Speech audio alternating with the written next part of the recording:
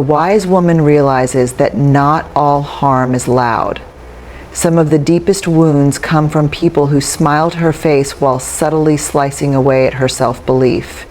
And when she fully sees this pattern, she stops giving them access to her heart. She no longer shares her big ideas with those who only respond with doubt. She stops laughing at jokes made at her expense. She no longer sacrifices her light to make someone else feel more comfortable in their shadow.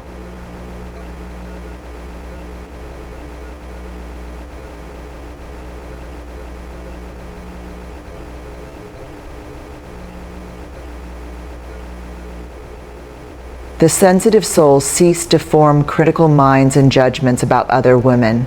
It diminishes and distracts them. It completely imprisons them. She finally learns that love and support are the unconditional love and support. If someone doesn't have a sense of support, she naturally will never feel heard or seen because she has learned that her worth is not up for debate. It is not something to be quietly questioned, ridiculed, or diminished by people too afraid to rise themselves.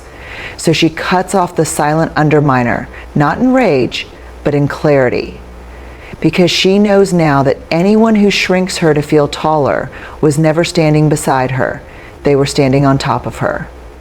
And she refuses to be a pedestal for someone else's insecurity any longer. But slowly, she begins to feel smaller around them. She catches herself second-guessing her choices after every interaction. She starts to notice how they downplay her wins, offering half-hearted congratulations or shifting the conversation back to themselves. When she shares her passions, they respond with sarcasm. When she's excited about a new idea, they ask passive-aggressively, "Do you really think you can pull that off? Or isn't that a bit much?" At first, she might defend them, thinking, they don't mean anything by it. But over time, the emotional erosion becomes too real to ignore. She starts to see that their presence doesn't uplift, it diminishes. That their words are not rooted in love, but in discomfort with her ambition, her voice, her power. And the more she grows, the more they try to contain her, to quietly put her back into the box where she once fit more neatly, where she was easier to overlook, easier to control. A wise woman eventually learns to listen not only to what is said, but also to what is implied, what is carefully left unsaid, hidden in pauses, tone, and side glances. Among the most difficult people to walk away from are those who don't openly insult her or criticize her directly, but who constantly and quietly undermine her worth. These are the silent underminers, the ones who plant seeds of doubt under the guise of joke, the ones who roll their eyes when she expresses something meaningful, who sigh when she speaks of her dreams, who acts supportive in front of others but subtly chip away at her confidence when no one's watching. They may be longtime friends, co-workers, even family.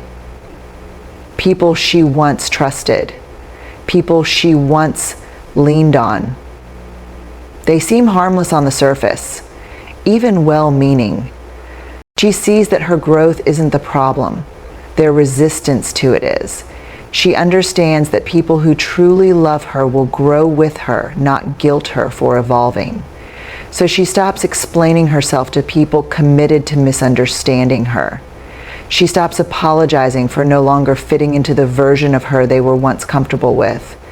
And quietly, she begins to distance herself from those who frame her strength as defiant, because she has earned the right to outgrow the spaces, the relationships, and the expectations that once confined her.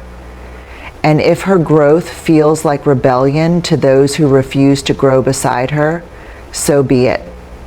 She would rather be seen as too much than remain in places that demanded she be less.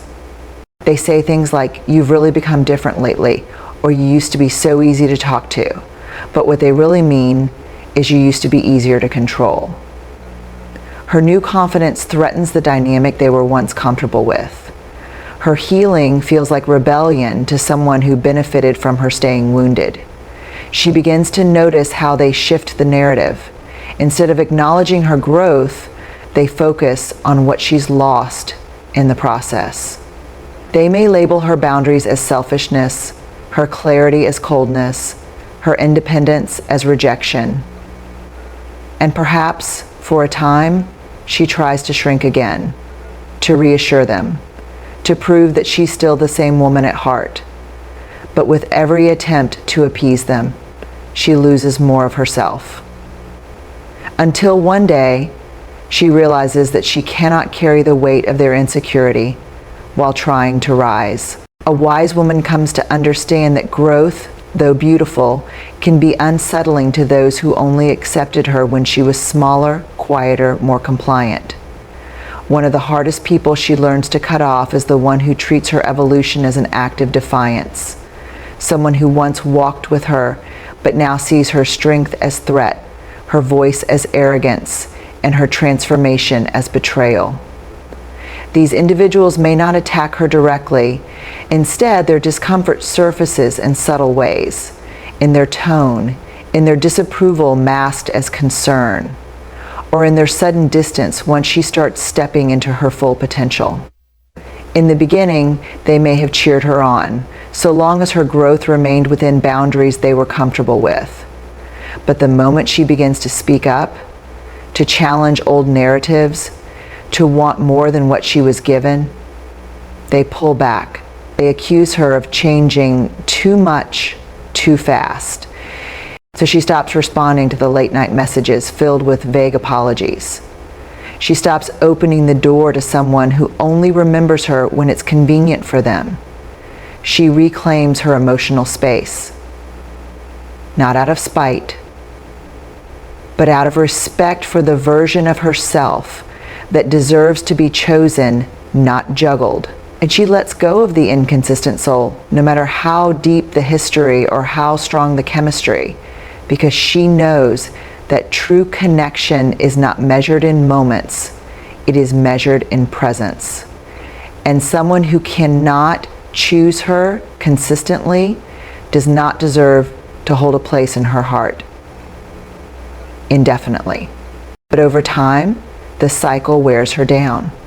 She realizes she is holding space for someone who only shows up when they feel empty, not when she does. They treat her like a resting place, not a partner, like a moment of comfort, not a priority. She begins to feel the exhaustion of it all, the emotional whiplash, the waiting, the wondering. She questions her worth, wondering why they won't stay, why they won't choose her fully, why their presence always feels temporary, no matter how permanent their words sound. And then clarity comes, not all at once, but quietly, like a truth she already knew but didn't want to face. She understands that consistency isn't too much to ask for, that someone who wants to be in her life will not need to be chased.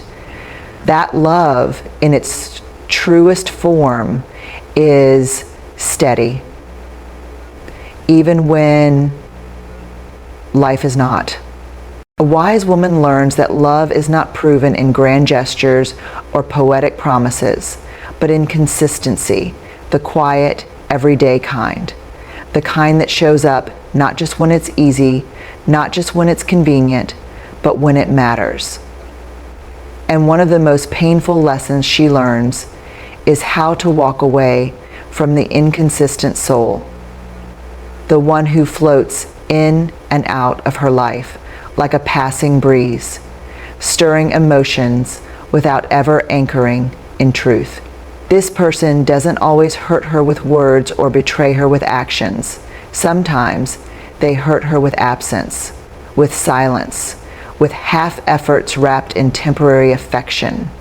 They come close when they feel lonely or inspired by her light, And just when she begins to open her heart, they drift away again.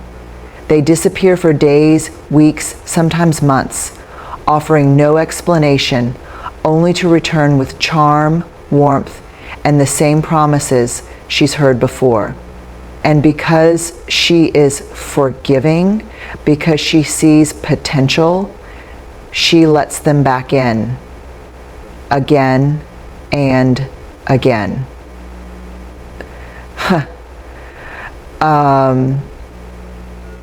But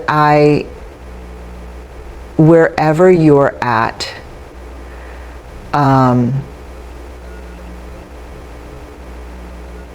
she will let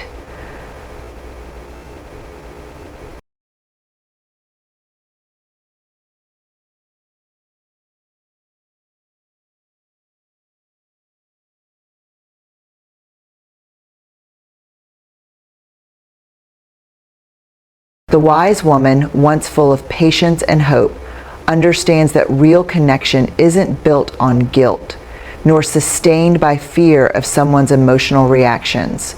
She stops explaining herself to someone who refuses to understand.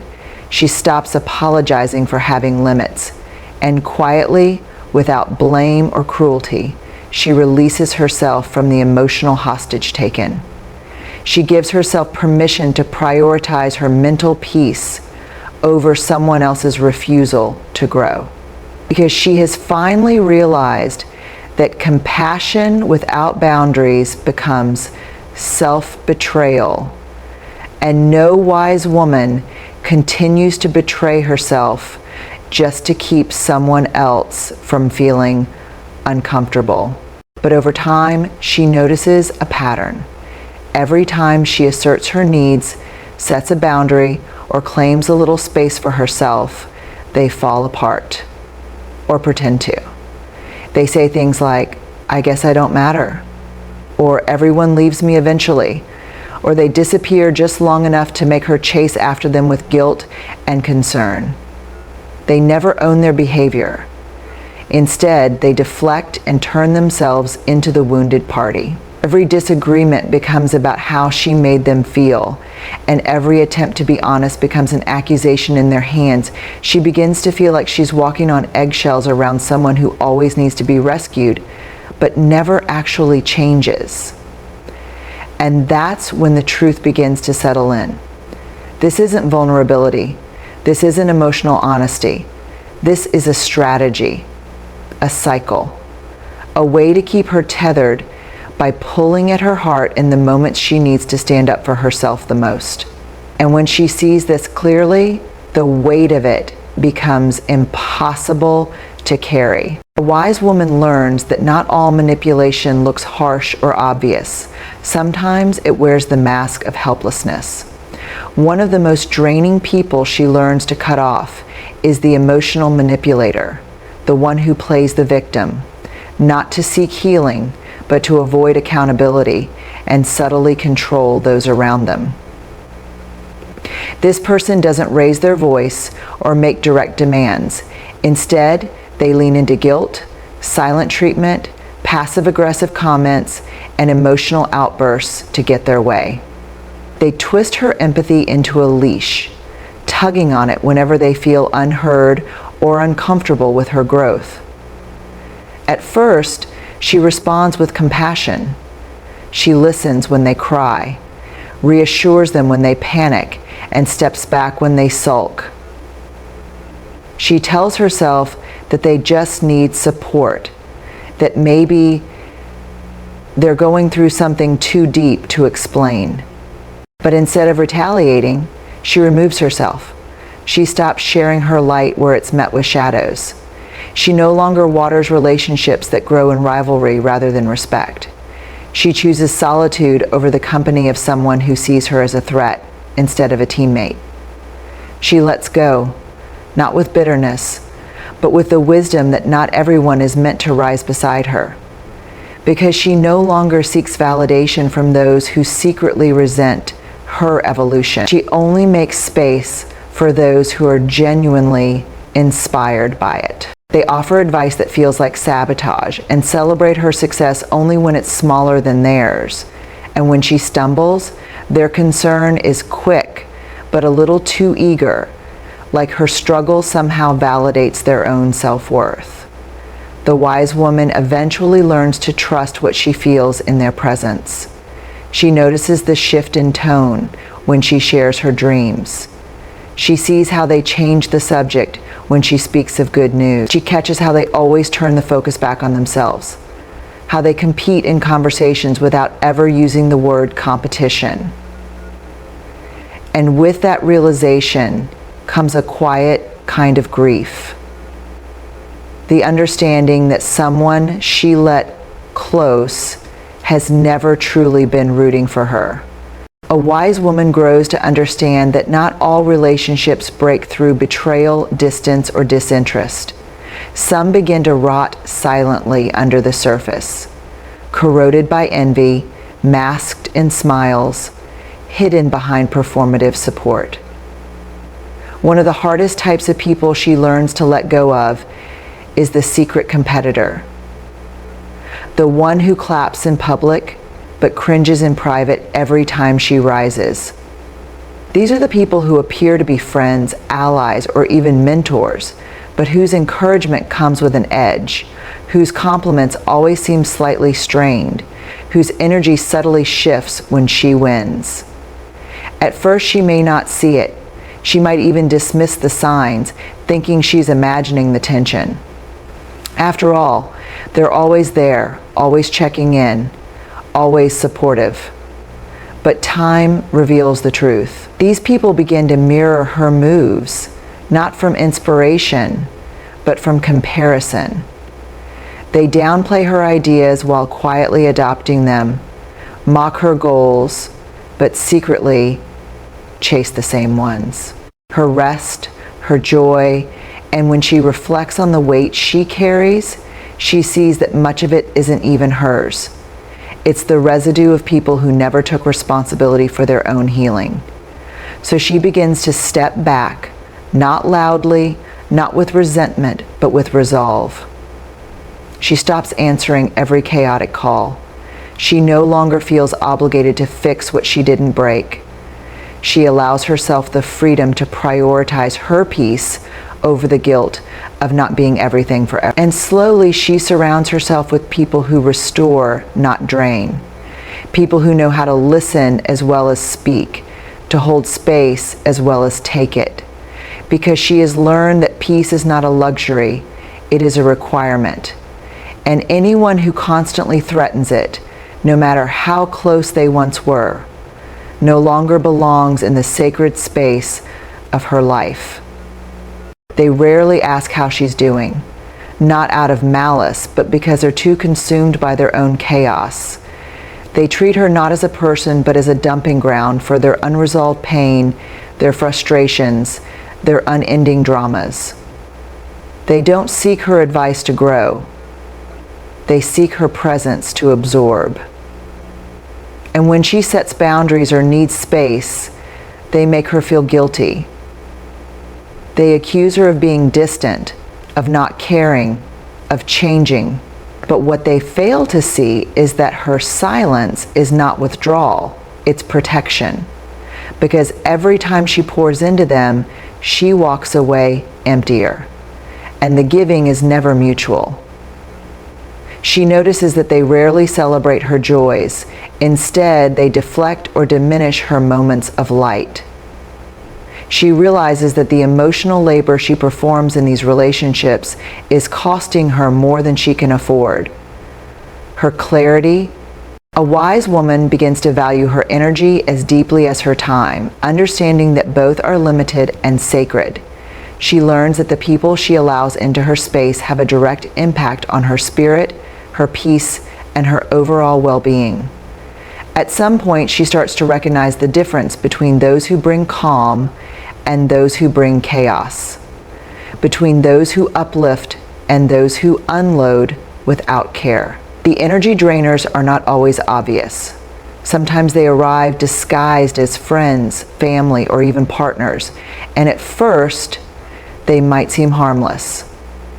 But over time, the pattern emerges. Every interaction leaves her feeling heavy. Every conversation is filled with complaints, negativity, or emotional demands. She learns to distinguish between those who celebrate her in private and those who only show support when it's convenient. She understands now that not everyone who listens is loyal. Some listen only to gather, to report, to judge. So she withdraws from their reach. She stops feeding their curiosity. She removes her story from their conversations. And with every step away, she reclaims her dignity. Because a wise woman knows trust, once broken, changes everything. And she would rather walk alone in truth than sit surrounded by people who only pretend to protect it. They whisper her name in rooms she never walked into, distorting facts, twisting moments, and reducing her life to entertainment. They gather her pain, her doubts, her secrets, and turn them into stories for their own social currency. And if she confronts them, they're quick to deny or deflect. It wasn't like that. I didn't mean harm. You're too sensitive. But she knows better. A wise woman sees through the facade. A wise woman sees through the facade. She remembers how her words were met with nods and affirmations, only to come back to her through someone else's mouth. She remembers how her silence was filled with noise she didn't create. And with that realization, something shifts inside her. She doesn't scream. She doesn't seek revenge. She simply stops speaking where her voice is not sacred. She starts guarding her heart, not out of fear, but out of respect for herself. A wise woman learns that trust is one of the most fragile gifts she can offer. It is not given casually. It is earned through consistency, honesty, and mutual respect. And when she gives it wholeheartedly, believing that her words, her truths, her vulnerabilities will be held gently by those she considers close. But with time, she discovers that not everyone understands the weight of that trust. Some people receive her truth only to trade it like currency in conversations she was never meant to be part of. These are the gossipers, the ones who smile in her presence and speak recklessly in her absence. They are subtle at first.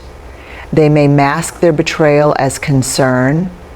I'm only telling you this because I care, they'll say to others, while casually revealing private parts of her story.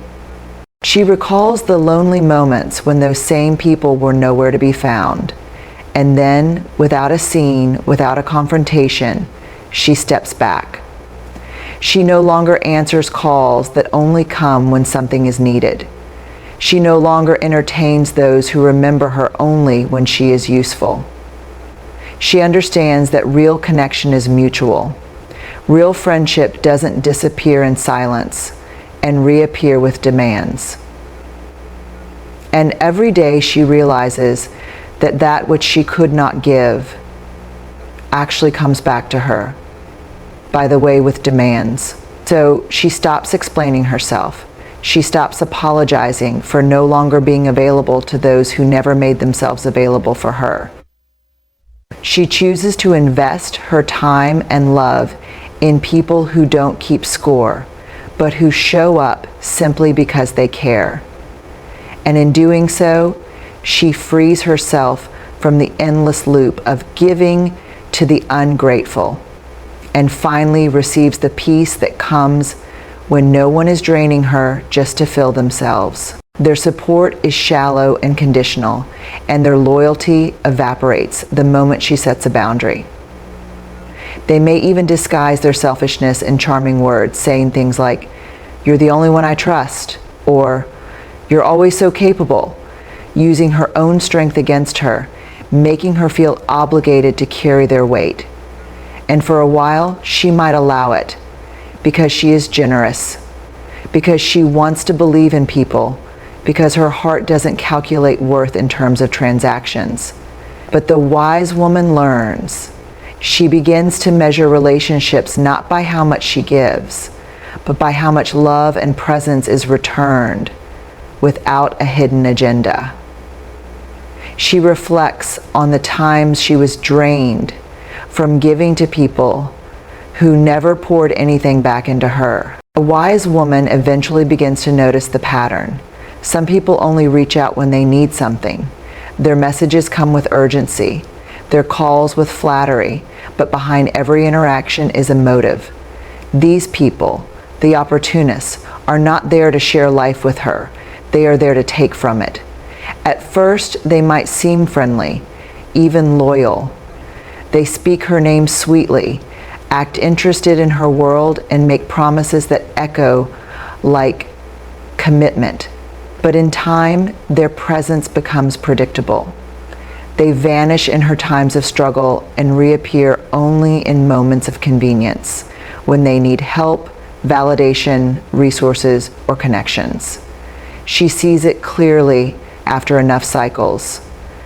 They don't ask how she's doing unless they want something. They don't show up unless there's something to gain. And often they do it subtly, so subtly that she begins to question herself. She wonders if maybe they're right, maybe she is too much, maybe she does need to tone it down, be quieter, play smaller. But the wise woman awakens one day with clarity. She begins to see that these voices are not a reflection of her truth, but projections of someone else's fear. She understands that healthy people don't diminish others to feel taller. She looks back and notices how every time she tried to shine, someone tried to dim her light under the guise of advice. And when she realizes this, something powerful happens. She no longer feels the need to prove herself. She stops over-explaining, stops editing who she is to make others comfortable. She reclaims her voice, not with volume, but with certainty.